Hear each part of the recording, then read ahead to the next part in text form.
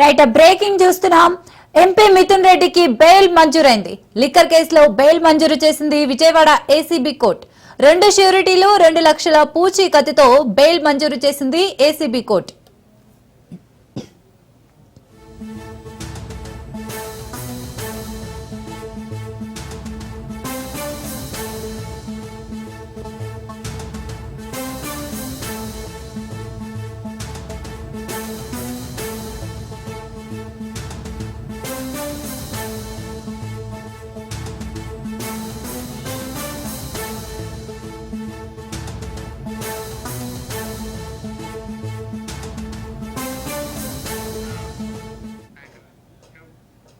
Right, MP Mithun రెడ్డికి bail మంజూరైంది. Liquor కేసులో bail మంజూరు చేసింది విజయవాడ ఏసీబీ కోర్టు. 2 ష్యూరిటీలు 2 లక్షల పూచీకత్తుతో బెయిల్ మంజూరు చేసింది ఏసీబీ కోర్టు.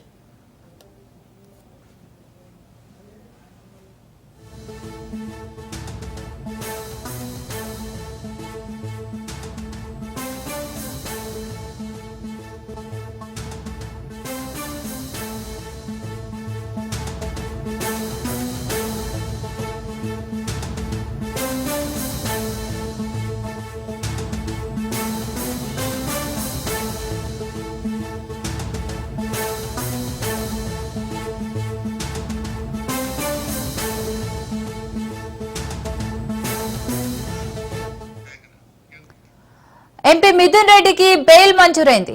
లిక్కర్ కేసులో బెయిల్ మంజూరు చేసింది విజయవాడ ఏసీబీ కోర్టు. 2 ష్యూరిటీలు 2 లక్షల పూచీకత్తుతో బెయిల్ మంజూరు చేసింది ఏసీబీ కోర్టు. రైట్, ఇక మిథున్ రెడ్డి బెయిల్ కి సంబంధించి మరిన్ని డీటెయిల్స్ రమేష్ అందిస్తారు. రమేష్,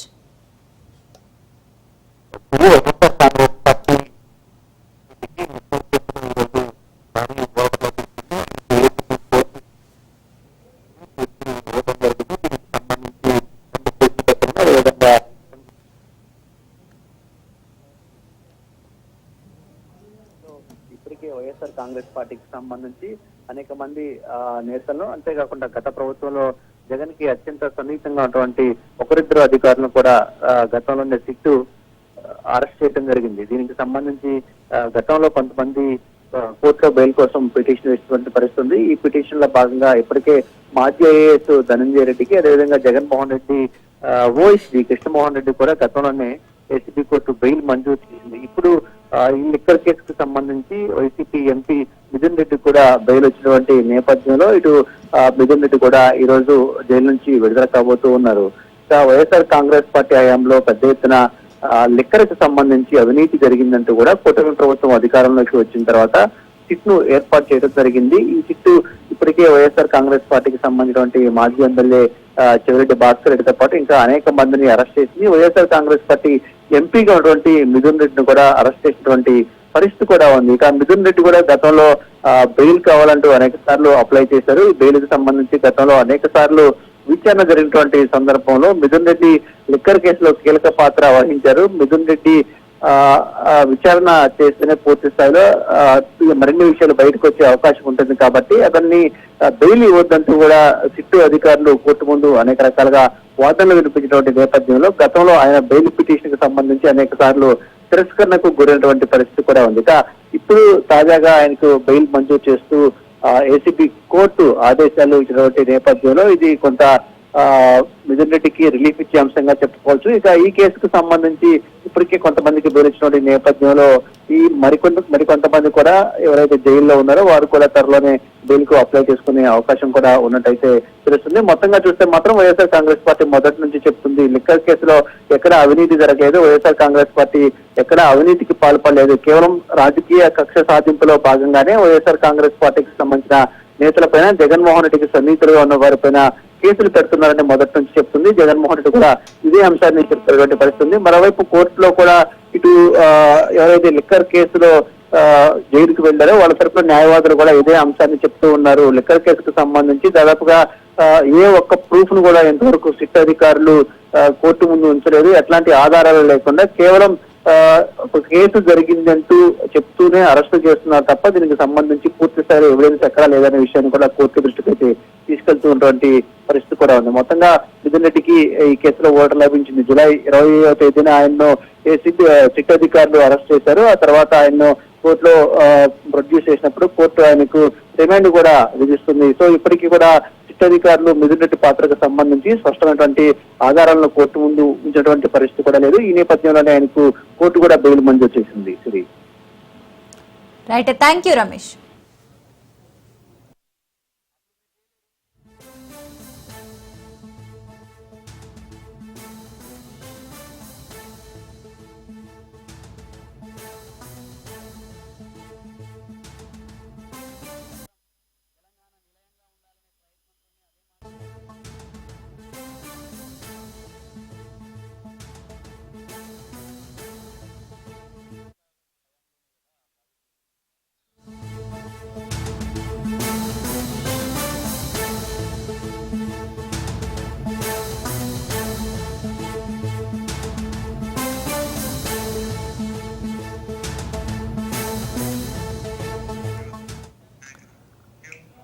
పార్టీ ఫిరాయింపు ఎమ్మెల్యేల విచారణ కొనసాగుతోంది. స్పీకర్ ముందు రాజేంద్రనగర్ ఎమ్మెల్యే ప్రకాష్ గౌడ్ విచారణకు హాజరయ్యారు. 10 మంది ఎమ్మెల్యేల అనర్హత పిటిషన్పై స్పీకర్ విచారణ జరుపుతున్నారు. మొదటి రోజు 4 ఎమ్మెల్యేలను విచారించనున్నారు.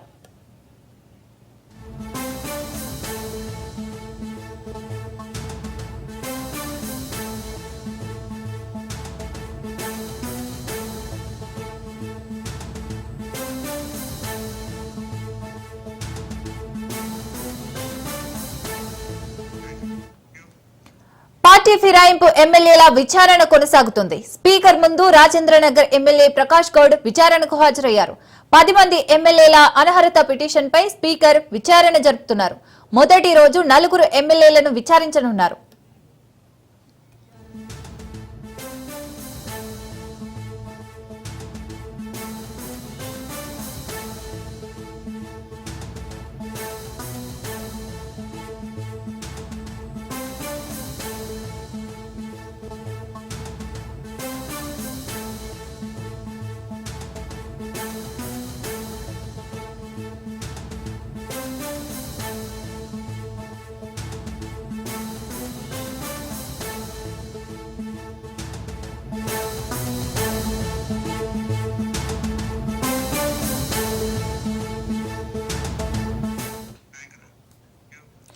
పార్టీ ఫిరాయింపు ఎమ్మెల్యేల విచారణ కొనసాగుతుంది. స్పీకర్ ముందు రాజేంద్రనగర్ ఎమ్మెల్యే ప్రకాష్ గౌడ్ విచారణకు హాజరయ్యారు. 10 మంది ఎమ్మెల్యేల అనర్హత పిటిషన్పై స్పీకర్ విచారణ జరుపుతున్నారు. మొదటి రోజు 4 ఎమ్మెల్యేలను విచారిస్తున్నారు.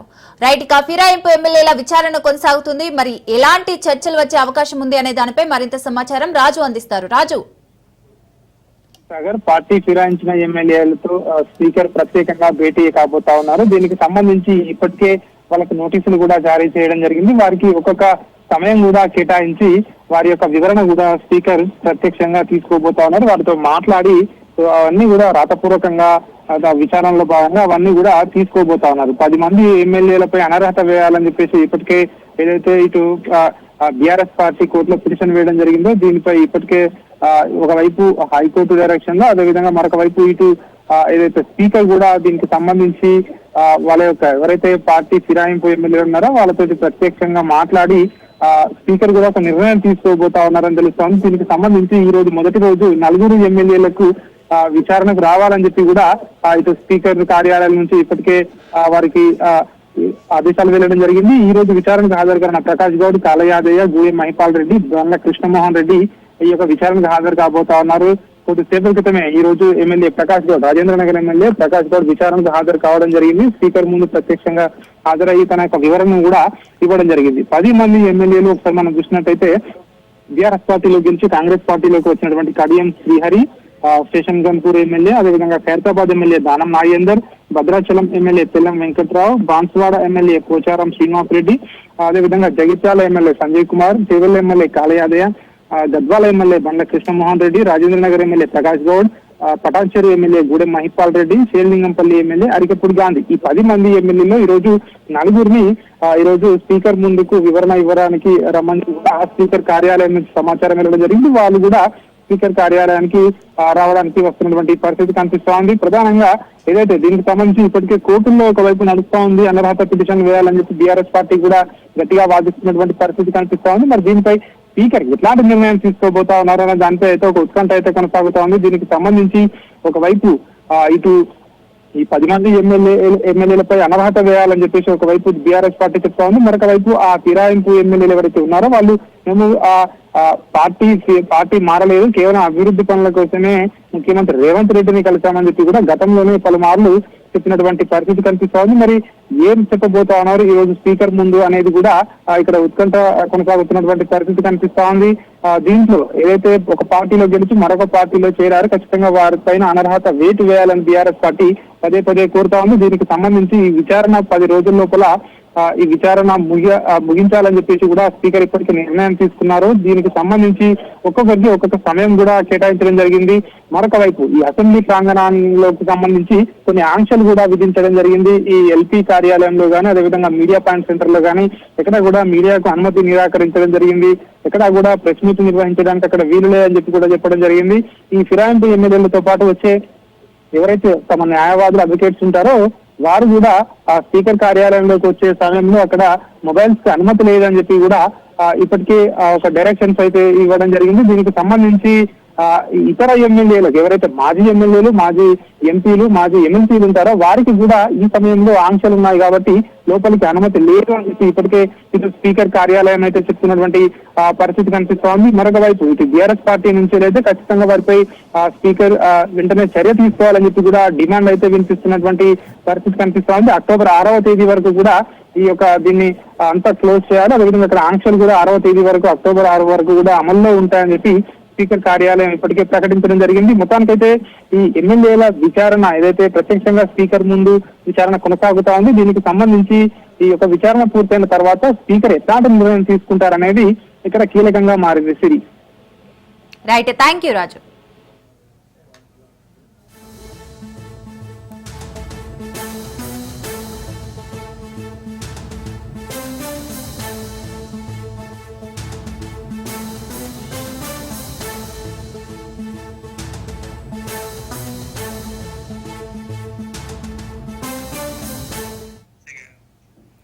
తెలంగాణలో స్థానిక సంస్థల ఎన్నికలకు నగారా మోగింది.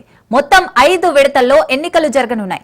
ఎంపీటీసీ, జెడ్పీటీసీ ఎన్నికలు 3 విడతల్లో, పంచాయతీ ఎన్నికలు 2 విడతల్లో జరగనున్నాయి. తెలంగాణలో స్థానిక సంస్థల ఎన్నికలకు రాష్ట్ర ఎన్నికల సంఘం షెడ్యూల్ ను విడుదల చేసింది.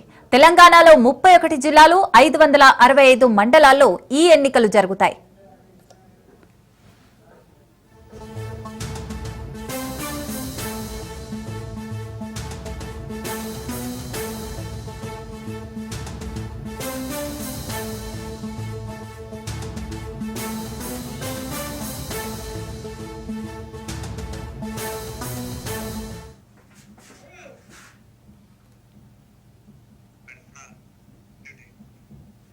మొత్తం 5749 ఎంపీటీసీ స్థానాలు, 565 జెడ్పీటీసీ స్థానాలకు ఎన్నికలు జరగనున్నాయి.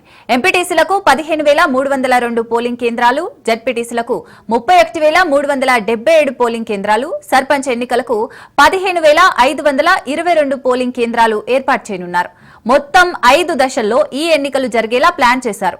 పురుషులు 81,65,894 మంది, మహిళలు 85,36,770 మంది, ఇతరులు 504 మంది ఉన్నారు. మొత్తం 1,67,03,168 మంది ఓటర్లున్నారు.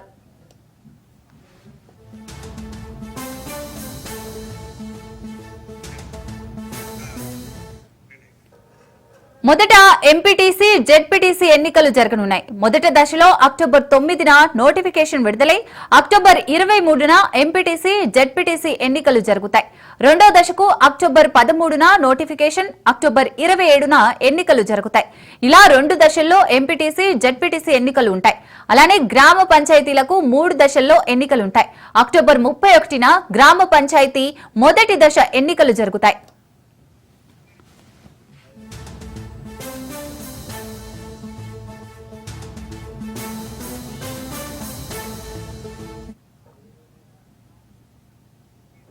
అయితే దఫాల వారీగా ఉన్నాయి కాబట్టి మొదట ఎంపీటీసీ అండ్ జెడ్పీటీసీ స్థానాలకు, పిదప గ్రామ పంచాయతీలు అలాగే వార్డు స్థానాలకు ఉన్నటువంటి వేకెన్సీస్కి ఈ ఎన్నికలు అనేవి నిర్వహింపబడతాయి.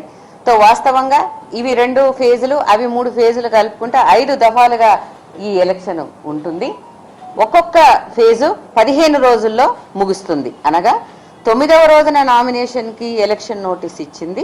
మీకు డేట్ ఆఫ్ పోల్ 23గా చూడవచ్చును. అదేవిధంగా 13వ తేదీ సెకండ్ ఫేజ్ జెడ్పీటీసీ ఎంపీటీసీలకు ఏదైతే ఉందో వాటికి డేట్ ఆఫ్ పోల్ 27గా చూసుకోవచ్చును. 3వ ఫేజ్లో 25 శనివారం రోజున ఎలక్షన్ నోటీసు అన్నది విడుదల చేస్తే నామినేషన్స్తో మొదలై డేట్ ఆఫ్ పోలు 8వ తేదీ మళ్ళీ శనివారం రోజున అవుతుంది. ఇవన్నీ ముగిసిన పిదప 11వ తేదీన ఎంపీటీసీ అండ్ జెడ్పీటీసీ కౌంటింగ్ అనేది ముగుస్తుంది. కాబట్టి దీన్ని బట్టి ఈ 5 దఫాలని 9వ తేదీ అక్టోబర్న మొదలుపెట్టి 11వ తేదీ నవంబర్కి ఇవి ముగియడం అన్నది ఈ యొక్క టైం షెడ్యూల్లో మీరు చూడవచ్చును. దీంట్లో చాలా డీటెయిల్స్ కూడా ఉంటాయి. అవన్నీ కూడా మీకు పొందుపరిచి ఆ వివరాలతో సహా మీకు ఇవ్వడం జరుగుతుంది. ఎంపీటీసీల స్థానాలు 5,749 గాను, జెడ్పీటీసీ స్థానాలు 565 గాను, పోలింగ్ లొకేషన్స్ 15,302 ఎంపీటీసీస్కి, 31,377గా గాను నిర్ణయించడం జరిగింది.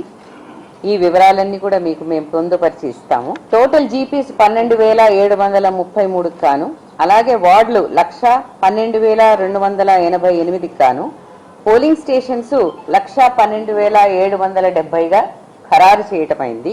జీపీ పోలింగ్ స్టేషన్స్ అంటే సర్పంచులకు నిర్వహించే ఎన్నికలకు గాను పోలింగ్ స్టేషన్స్ 15,522 గాను నిర్ణయించడం జరిగింది. ఈ పోలింగ్ స్టేషన్లో వేకెన్సీస్కి గాను ఓటర్ల సంఖ్య మేల్ 81,65,894, ఫీమేల్ 85,36,770, అదర్స్ 504. వెరసి మొత్తం ఓటర్ల సంఖ్య 1,67,03,168 గాను మాకు ఎలక్టరల్ రోల్స్లో పబ్లిష్ చేయడం జరిగింది. టైం షెడ్యూల్ కనుక మీరు చూసుకుంటే ఇది 9వ తేదీ నుండి ప్రారంభమవుతుంది. గ్రామ పంచాయతీ ఎన్నికలకు అక్టోబర్ 13, 21, 25 తేదీల్లో నోటిఫికేషన్లు జారీ అవుతాయి.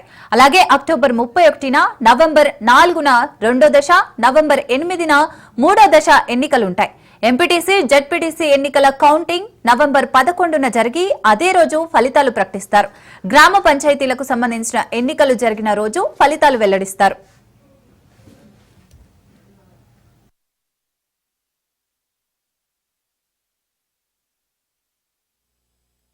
ఇప్పుడు ఈ క్షణం నుంచే అమలులోకి వస్తుంది కాబట్టి నేను మీ అందరి తరపున కూడా మరి రాష్ట్ర ప్రభుత్వం వారిని, అలాగే మన దగ్గర ప్రత్యేకంగా విచ్చేసినటువంటి డీజీ గారికి ఏమని డైరెక్షన్స్ ఇస్తున్నాము అని అంటే, ఈ ఎంసీసీ కోడ్ చాలా జాగ్రత్తగా పటిష్టంగా పకడ్బందీగా నిర్వహించడానికి చాలా అవసరం. కాబట్టి ఎన్నికల సందర్భంలో ఆ ఎంసీసీ కోడ్ను చాలా జాగ్రత్తగా నిర్వహించాలని చెప్పేసి వారిని నేను కోరుకుంటూ ఉన్నాను. ఒక ఎంసీసీ కోడ్ తప్ప మిగతా అన్ని విషయాలు కూడా 9 నుండి ఈ యొక్క ఎలక్షన్ల ప్రక్రియ అన్నది గ్రామాల్లో మొదలవుతుందని నేను మీకు తెలియజేసుకుంటూ ఉన్నాను. ఇప్పుడు ఈ క్షణం నుంచే అమలులోకి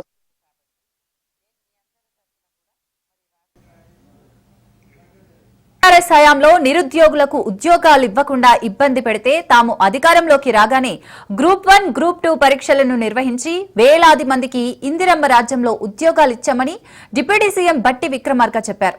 ఒక్కో నియోజకవర్గానికి 3,500 చొప్పున ఇందిరమ్మ ఇళ్లను మంజూరు చేస్తూ దశల వారీగా అందరికీ ఇళ్లను ఇస్తున్నామన్నారు. ఖమ్మం జిల్లా భోనకల్ మండలం జానకీపురం, నారాయణపురం గ్రామాల్లో పలు అభివృద్ధి కార్యక్రమాలకు బట్టి శంకుస్థాపన చేశారు. రాజకీయాలు పక్కన పెట్టి అభివృద్ధి విషయంలో ప్రతిపక్ష పార్టీలు కలిసి రావాలని కోరారు.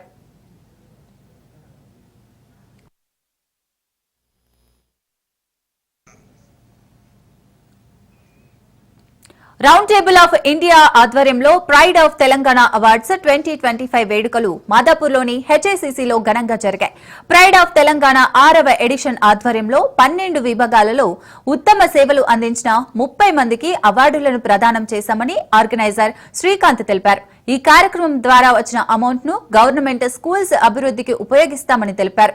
తెలంగాణలోని మారుమూల ప్రాంతాల్లో ఉన్న వారి టాలెంట్ ను వెలికి తీయడమే ఈ కార్యక్రమం ఉద్దేశమన్నారు. సినీ నటుడు సుధీర్ బాబు ఈ కార్యక్రమానికి ముఖ్య అతిథిగా విచ్చేసి అవార్డులను అందజేశారు. ఈ సందర్భంగా తెలంగాణ సంస్కృతి సాంప్రదాయాలను ప్రతిబింబించేలా నిర్వహించిన సార్వత్రిక కార్యక్రమాలు ఆకట్టుకున్నాయి.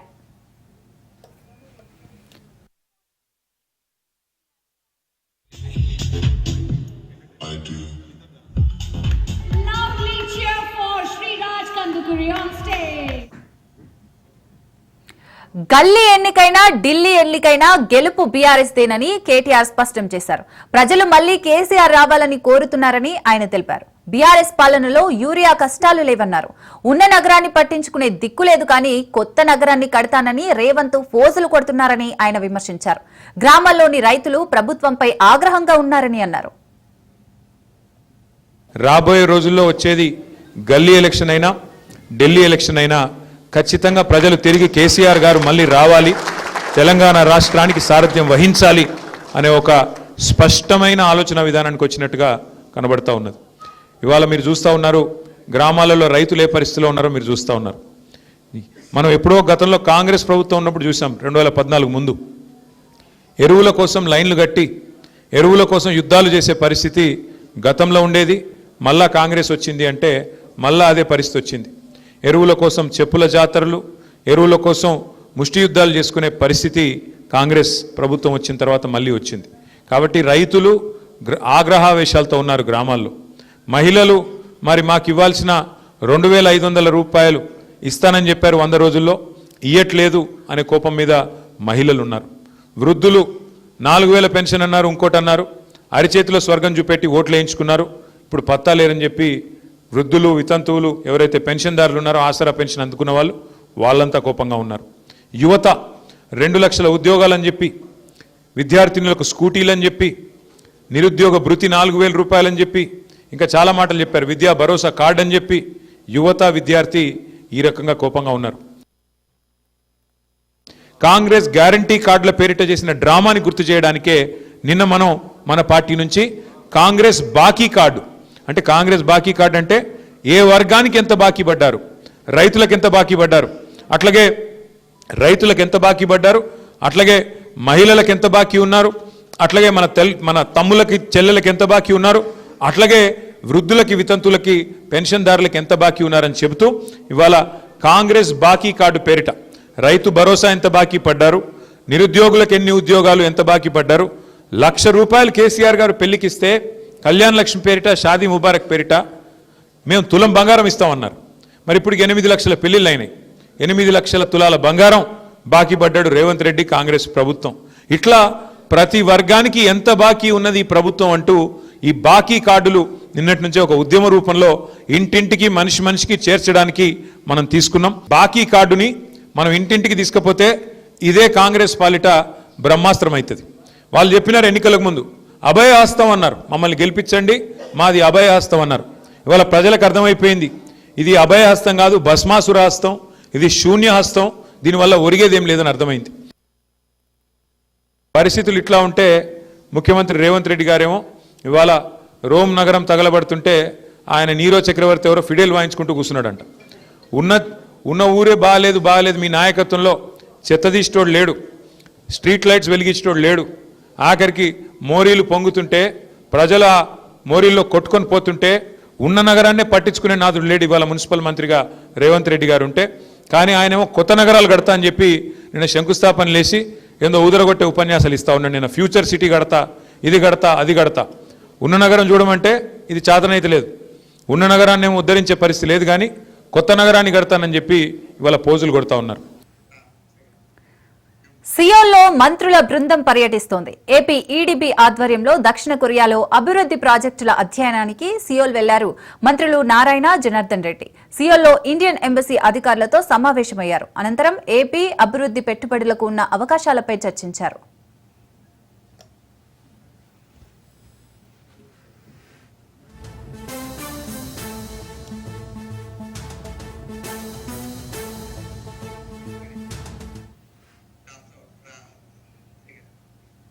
శ్రీకాకుళం జిల్లా కొత్తూరులోని హార్డ్వేర్ షాప్ లో అగ్ని ప్రమాదం జరిగింది. షాప్ లో మంటలు ఒక్కసారిగా చెలరేగి దట్టమైన పొగలు అలుముకున్నాయి. సమాచారం తెలుసుకున్న ఫైర్ సిబ్బంది అక్కడికి చేరుకుని మంటలను అదుపు చేశారు. అప్పటికే భారీగా ఆస్తి నష్టం వాటిల్లిందని స్థానికులు తెలిపారు. షార్ట్ సర్క్యూట్ వల్లే ఈ ప్రమాదం జరిగినట్లు తెలిపారు. కేసు నమోదు చేసుకున్న పోలీసులు దర్యాప్తు చేపట్టారు.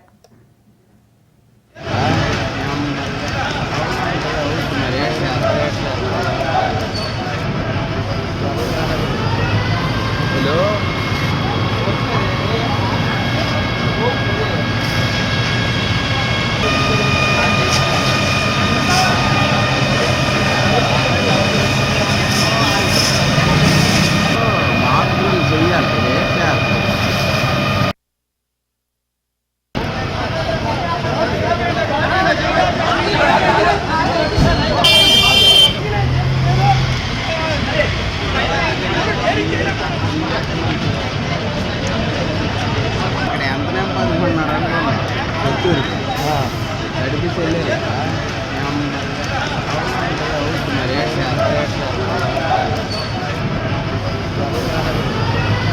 హలో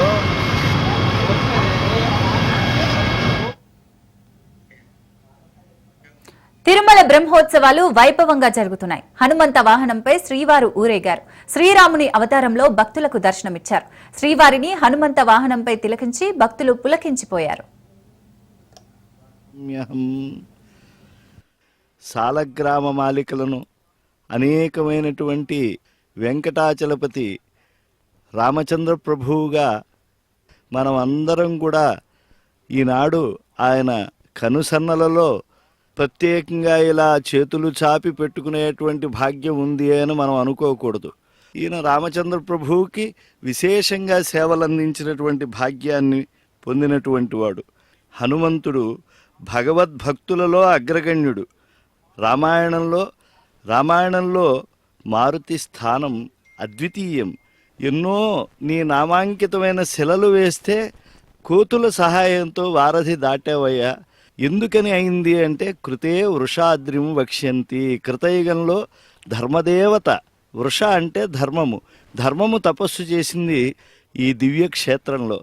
కేసరి యొక్క ఉపదేశం చేత ఇక్కడతో చేస్తే అప్పుడు హనుమంతుడు అతుల మతిమంతుడు సంతానమై లభించాడు. ఆ హనుమంతునిపై ఉండేటువంటి వెంకటాద్రి రామునికి మన యజ్ఞములు, మన దానములు, మన తపస్సులు, మన హోమములు. గివి bulletin updates. Stay tune to Raj news.